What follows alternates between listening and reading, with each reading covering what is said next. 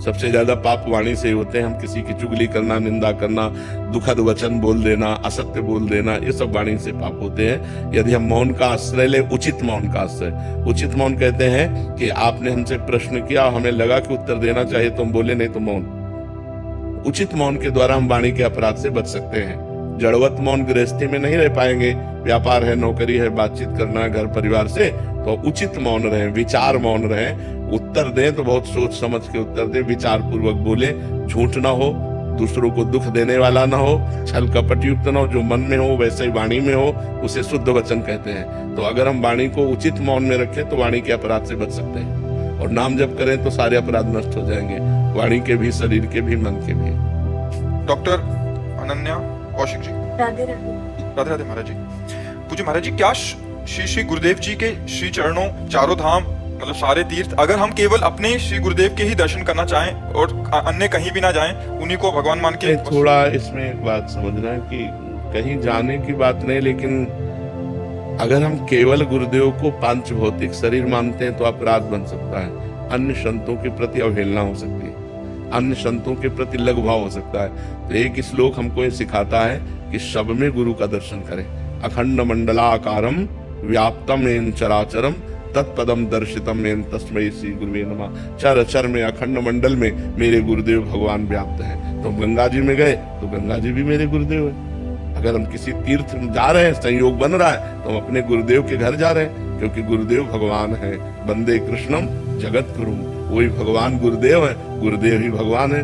गुरुर् ब्रह्मा गुरुर्विष्णु गुरुर्देव महेश्वरा, गुरु साक्षात परब्रह्म तस्मै श्री गुरुवे। हमें थोड़ा अपनी बुद्धि को विशाल बनाना होगा, नहीं तो जब लोग नहीं समझ पाते तो केवल अपने गुरुदेव की पूजा करते हैं और अन्य संतों की अवहेलना कर देते हैं, अन्य धर्मों की अवहेलना कर देते हैं, जिससे उनकी बुद्धि मंद पड़ जाती है और वो भगवान को नहीं समझ पाते हैं। गुरुदेव भगवान है, जब भगवान कण कण में है तो गुरुदेव भी कण कण में। अखंड मंडलाकारम व्याप्तम येन चराचरम। वैसे जिसकी अपने गुरु के प्रति ऐसी भावना हो गई कि मेरे गुरुदेव के चरणों में सब, तो फिर उसे किसी और तीर्थ अवगान की आवश्यकता नहीं है। गुरुदेव साक्षात परब्रह्म परमात्मा है। ऐसी भावना जिसकी बन गई वो सब कुछ प्राप्त कर लेता है। गुरु की चरण रज स्पर्श होते ही सारे पाप नष्ट हो जाते हैं। जे गुरु चरण रेणु सिर धरहि, ते जन सकल विभव बस करहि।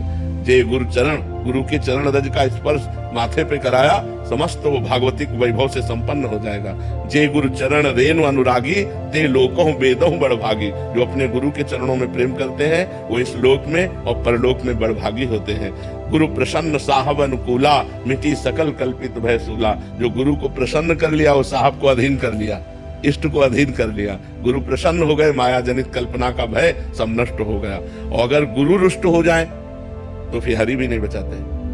कबीरा हरि के रूठते, गुरु के शरण जाए, और कह कबीर गुरु रूठते, हरि नहीं होए सहाय। इसलिए गुरु के सदैव अनुकूल रहे, गुरु के चरणों की वंदना करते रहे, गुरु का दर्शन करता रहे, तो परम पवित्र बना रहेगा। राधे राधे महाराज जी। महाराज जी, जब मैं छोटा था मेरा सपना था डॉक्टर बनने का। मैंने तैयारी की, परिस्थितियां अनुकूल नहीं थी, मेरा चयन नहीं हो पाया। फिर मैं पशु चिकित्सक में दाखिला लिया और अब पशु चिकित्सक हूँ। महाराज जी, सच्चाई ये है कि मैंने पेशे से खुश नहीं हूँ, क्योंकि 11 साल से मेरे मन में, महाराज जी कह रहे हैं कि एक ही इच्छा रहती है कि काश मैं इंसानों का डॉक्टर होता। जब कोई पूछता है आप डॉक्टर है, मैं बोलता हूँ हाँ, तब उनके चेहरे पर सम्मान और प्रशंसा झलकती है। पर जैसे ही मैं उनको पता चलता है कि जानवरों का डॉक्टर हूँ, तब उनकी नजरों में सम्मान कम हो जाता है। तब वैसे हमें विशेष सम्मान की दृष्टि से आपको देखना चाहिए, क्योंकि मनुष्य तो अपने दुख की निवृत्ति का उपाय करने का प्रयास कर सकता है।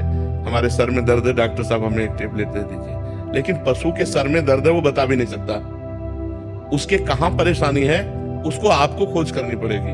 मनुष्य के लिए तो यह है कि वो अपनी पीड़ा बता सकता है। अगर पीड़ा है तो उस अंग का अल्ट्रासाउंड हो सकता है, एक्सरे हो सकता है, लेकिन पशु बीमार है, अब उसको क्या परेशानी हो तो कुछ बोल नहीं सकता, और आपको परेशानी दूर करनी है। आप अपने लिए ये जो थोड़ा लघु बुद्धि रखें कि काश मैं मनुष्यों का डॉक्टर होता तो मुझे विशेष सम्मान मिलता, मुझे लगता है आप गलत सोच में हैं। क्योंकि मनुष्य तो अपनी पीड़ा बता सकता है, मनुष्य के लिए बहुत सी सुविधाएं, लेकिन वो बेचारा पशु, वो अपनी ना पीड़ा बता सकता है ना कोई व्यथा व्यक्त कर सकता है। आपको ढूंढना है कि आप पीड़ित है तो इसमें परेशानी क्या है। तो आप सोचो, आपको अपने दिमाग से पूरा लगा करके सोचना है कि इसको क्या परेशानी है, इस अंग को कैसे ठीक करना है, इस पशु को कैसे ठीक करना है। तो पहली बात तो भगवान ने आपको ऐसी सेवा दी है कि जिनको लोग काट कर खाते हैं उनको आप जीवन दान देते हैं। देखो ना, मतलब जब आप डॉक्टर हैं तो आप पशुओं से प्यार जरूर करेंगे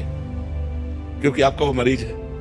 क्योंकि मनुष्य तो अपनी व्यथा बता सकता है, पशु नहीं। तो आप अपने में हे भाव मत रखिए, आप धन्यवाद के पात्र हैं, आप ऐसा भाव मत रखिए। दीपशिखा मुखर्जी, सिंगापुर। महाराज जी, कैसे पहचानूं कि मेरी क्रिया या क्रोध या निर्णय भगवान की इच्छा अनुसार है या तस्मात् शास्त्रम प्रमाणन्ते कार्याकार्यो व्यवस्थितो। शास्त्र प्रमाणित होना चाहिए। जैसे हमारा मन कुछ चाह रहा है तो गलत चाह रहा है या सही चाह रहा है, इसका निर्णय शास्त्र और संत जन करेंगे। चाहते तो हमारे अंदर बहुत उठती हैं, लेकिन वो कुछ सही होती हैं, कुछ गलत होती हैं। तो गलत को हमें त्यागना होगा। और हमें लगता है कि मोटी मोटी बात तो सबको पता है क्या गलत है, और अगर थोड़ा 1 मिनट रुक कर हम अपने अंदर झांक कर सुने तो अंदर से आवाज आ जाएगी ये गलत है और ये सही है, क्योंकि अंदर परमात्मा बैठा हुआ है। तो हमें जो गलत प्रतीत हो उसे नहीं करना चाहिए। अच्छा, इसकी पहचान क्या है? आत्मना प्रतिकूलानि परेशान न समाचरे। जो अपने को अच्छा नहीं लगता वो बर्ताव दूसरों के साथ ना करें। किसी भी विषय को अगर धर्म प्रति समझना है तो जैसे आपको कोई गलत दृष्टि से देखे, आपको अच्छा नहीं लगेगा। आप किसी को गलत दृष्टि से मत देखिए। आप से कोई घूस ले तो आपको अच्छा नहीं लगेगा, तो आप किसी से घूस मत लीजिए। आपकी कोई चोरी करे, आपको अच्छा नहीं लगेगा, आप दूसरे की चोरी मत कीजिए। आपसे कोई कपट करे, आपको अच्छा नहीं, आप कपट मत। तो इस तरह आत्मना प्रतिकूलानि परेशान न समाचरित। हमें लगता है लगभग सबको पता होता है कि मैं जो कर रहा हूं गलत है या सही। क्यों? मुझे ऐसा लगता है क्योंकि भगवान सबके हृदय में बैठे हैं। हम मानते नहीं हैं लेकिन जानते हैं, ये बात तो पक्की है। क्यों? हम जरूर कह देते कि हमें पता नहीं था, लेकिन हमें पता था क्योंकि सबके हृदय में भगवान बैठे हैं, वो भगवान बता देते हैं। अगर हम भगवान की बात ना समझ पाए तो शास्त्र और संतों की बात मान लें, तो जो शास्त्र और संत जन कहते हैं उसके अनुसार चलना धर्म है, और जिसे मना करते हैं वो करना अधर्म है। ये निर्णय तस्मात् शास्त्रम प्रमाणन्ते कार्य अकार्यो व्यवस्थितो। कार्य और अकार्य की बात शास्त्र से प्रमाणित होनी चाहिए। अभिषेक यादव जी, राधे राधे। महाराज जी, मुझे क्रोध बहुत आता है और छोटी छोटी बात पर गुस्सा आ जाता है, जिसकी वजह से कभी कभी निजी जिंदगी और काम पर भी असर होता है। नहीं, ठीक, ये ठीक नहीं है। ये आपको भी जलाएगा, और ज्यादा क्रोध आ जाने पर अपने पूज्य जनों का अपमान हो जाता है। ज्यादा क्रोध हो जाने पर हिंसा तक हम पहुंच सकते हैं। अगर क्रोध हमारा कंट्रोल में ना हो तो हिंसा भी कर देगा। क्रोध में ही तो हिंसा होती है। तो हमें लगता है इसको कंट्रोल करना चाहिए। जो हमारे अंदर क्रोध रूपी राक्षसी वृत्ति है, इसको कंट्रोल करना। क्रोध का एक और लक्षण है कि हम कुछ नहीं बोले तो वो मुझे जलाएगा। तो ऐसे क्रोध का त्याग करना ही उचित है। जब हम बुद्धि से क्रोध नहीं करने का नियम लेंगे तो हमें सामर्थ्य आ जाएगी। वो हमें सामर्थ्य है कि हम क्रोध नहीं करेंगे। पर है बहुत कठिन जब कोई प्रतिकूल पर प्रतिकूल बोलता जाता है। क्रोध अपना स्वरूप धारण ना कर पाए, इसलिए वहां से हट जाओ। जब कहीं कोई ऐसी घटना हो रही हो तो मौन धारण करो, भाग लो वहां से। विजय की कोशिश मत करो, नहीं क्रोध आ जाएगा। क्रोध आ जाएगा तो फिर बड़े अहित कार्य हो जाते हैं, पूज्य जनों का अपमान हो जाता है, और जीवन भर पश्चाताप करना पड़ता है। ऐसी ऐसी घटनाएं घट जाती है। अब मार दिए, जेल में पूरा सड़ रहे हैं पूरे जीवन। वहां परतंत्रता, हर तरह की परतंत्रता, भोजन की, घूमने की, खाने पीने, हर तरह की परतंत्रता है। तो हमें लगता है थोड़ा हम किसी की बात सह लें और क्रोध ना करें, हिंसा आदि में ना उतरे तो हमारा जीवन अच्छा रहेगा। और इसके लिए नाम जप कीजिए। जो प्रभु का नाम आपको प्रिय हो, वो नाम जप हृदय में शीतलता देगा, तभी आप क्रोध नहीं करोगे। पूनम आहूजा जी, उज्जैन से। राधे राधे। महाराज जी, आप कहते हैं कि बिना साधना या तपस्या के प्रभु नहीं मिलते। तो महाराज जी, वो तपस्या या साधना कौन सी करनी है? जैसे शब्द, स्पर्श, रूप, रस, गंध, 5 तन्मात्राएं हैं, 5 ज्ञानेंद्रियों के द्वारा इनका भोग होता है। इसे हमें धर्म पूर्वक भोगना है और अधर्म की वृत्तियों का त्याग करना, यही तपस्या है। जैसे हमारा ब्याह नहीं हुआ तो हमें ब्रह्मचर्य से रहना, ब्याह हो गया तो अपनी पत्नी, अपने पति से ही प्रेम करना, इधर उधर आचरण गंदे ना करना। यह हुआ जनेंद्री का। नेत्रेंद्री, किसी के दोष न देखें, मोबाइल से गंदी फिल्में न देखें, जबान से किसी की निंदा न करें, गंदी बात न करें, दुख देने वाली बात न करें, कानों से किसी की निंदा न सुने, कानों से कोई गंदी बात न सुने, भोजन कोई गंदा भोजन न करें, जैसे मांस, मछली, अंडा, ये सब, शराब, ये सब चीज न खाएं, सात्विक भोजन पाएं, हो सके प्याज लहसुन का भी त्याग कर दें। तो ये जो हमें त्याग करने में कष्ट प्रतीत होता है, ताप लगता है, उसी को सह जाना तपस्या है। और भगवान का नाम जप करना सबसे बड़ी तपस्या है। आप देखो, भगवान का नाम जप करके मन लगता नहीं भगवान के नाम में, संसार में भागता है। तो संसार में भागते हुए मन को बार बार घसीट कर प्रभु में लगाना और अपने इंद्रियों को वश में रखना, यही तपस्या है। जो अंदर ताप होता है उसे सह जाना ही तप कहते हैं। खूब नाम जप करो और अधर्म में जाने वाली इंद्रियों को रोको, उसमें जो कष्ट होता है उसे सहो, इसी से भगवान की प्राप्ति होती है। जी, आपका एक और प्रश्न है कि आपको इतनी छोटी उम्र में परमात्मा को पाने का जुनून महाराज जी कैसे आया? पूर्व जन्म का कोई संस्कार होगा, क्योंकि हमको किसी ने सिखाया नहीं था।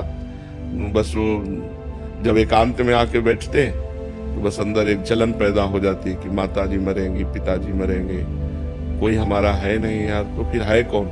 ये जो विचार आते थे, ये हमें अब आभास होता है कि पूर्व जन्म में भजन किया होगा तो अधूरा रह गया होगा।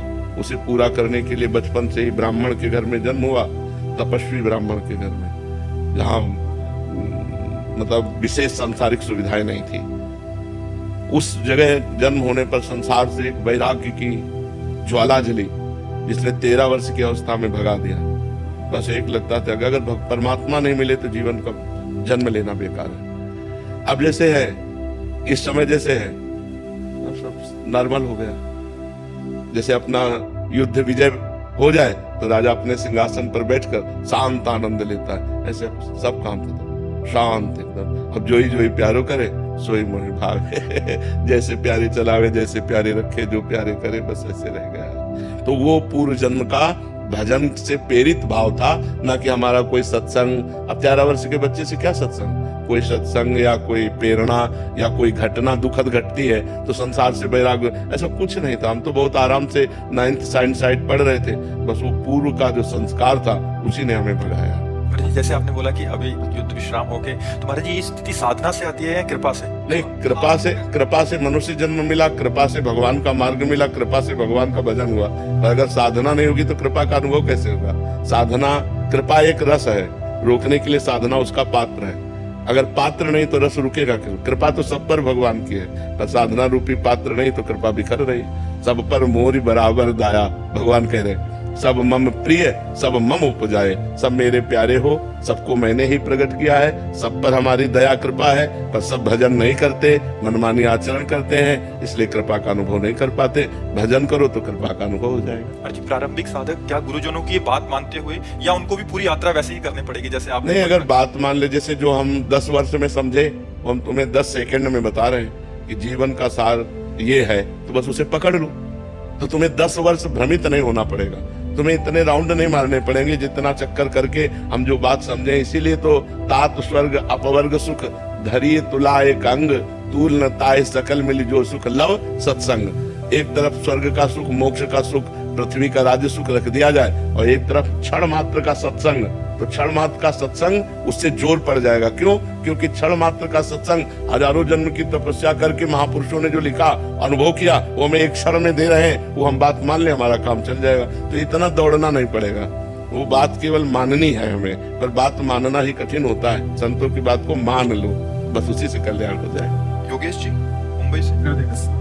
राधे राधे महाराज जी। महाराज जी, आज के विचलित करने वाले और भौतिक इच्छाओं से भरे संसार में एक सामान्य व्यक्ति कैसे अटूट भक्ति विकसित कर सकता है और दैनिक जिम्मेदारियों के बीच प्रभु से कैसे जुड़ाव रख सकता है? यदि वो अपने कर्मों को भगवान को समर्पित करे और हर समय भगवान के स्मरण का अभ्यास करे, तो ये 2 ही बातों से सब काम बन जाएगा।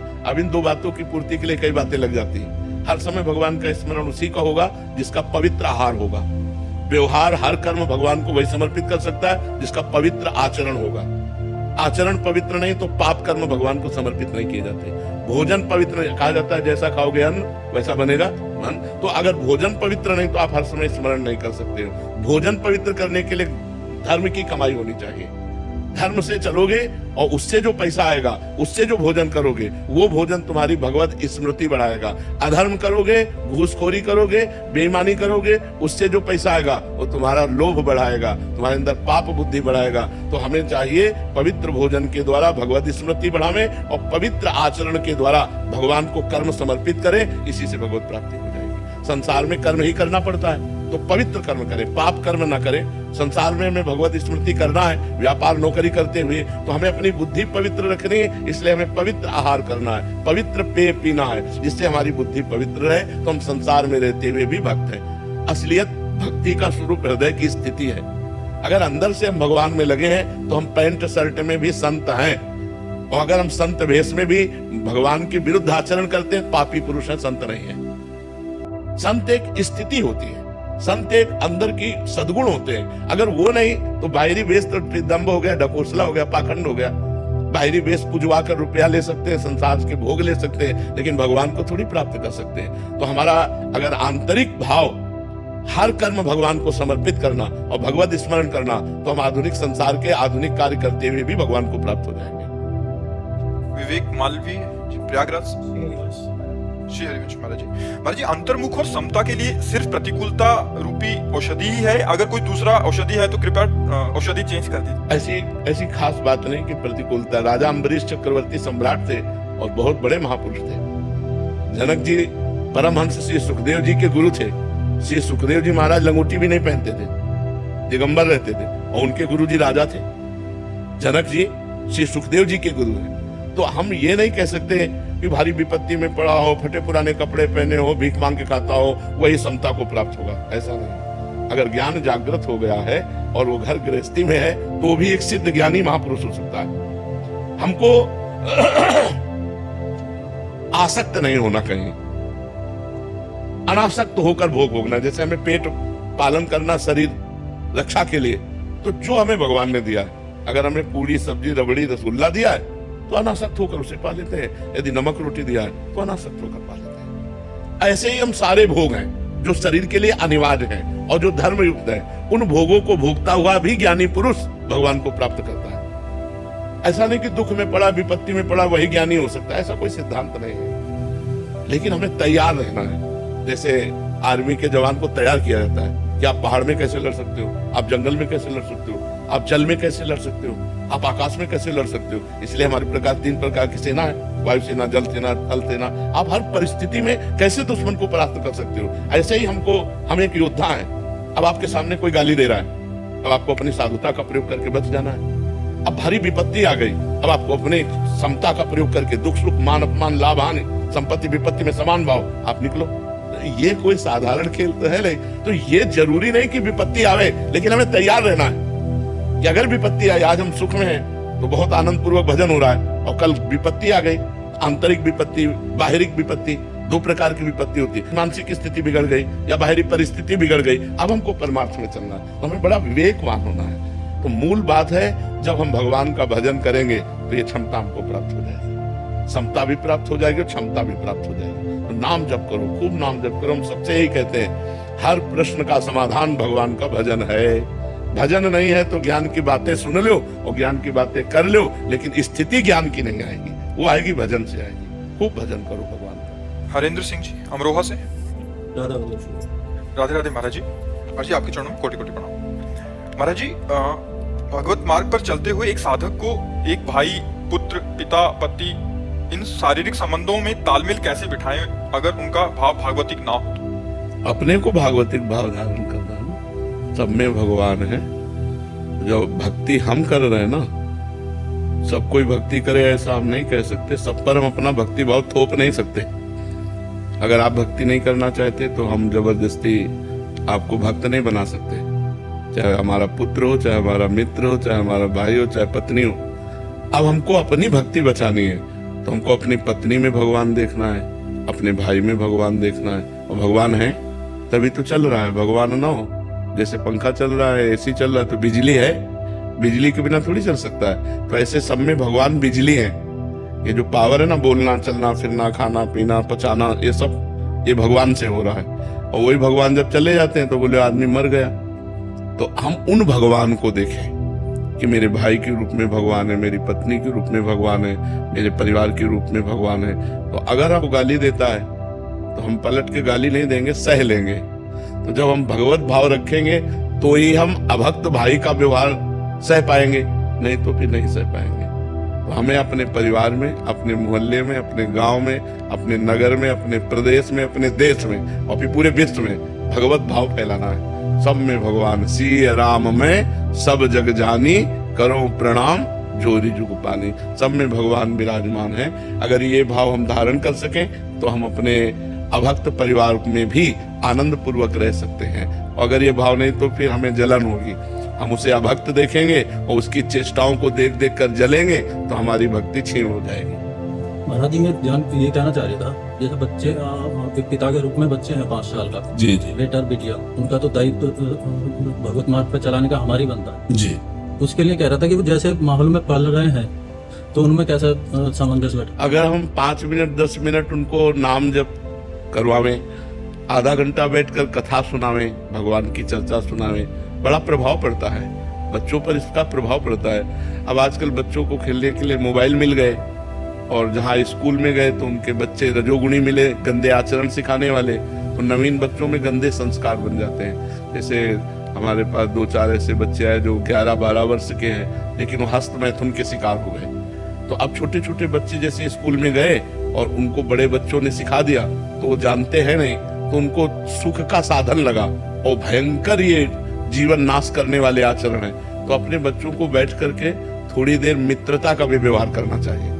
जैसे अभी तो 5 वर्ष के हैं, जैसे जैसे सयाने हो तो इनको ये ज्ञान देना चाहिए कि जैसे तुम्हें कोई गलत छुए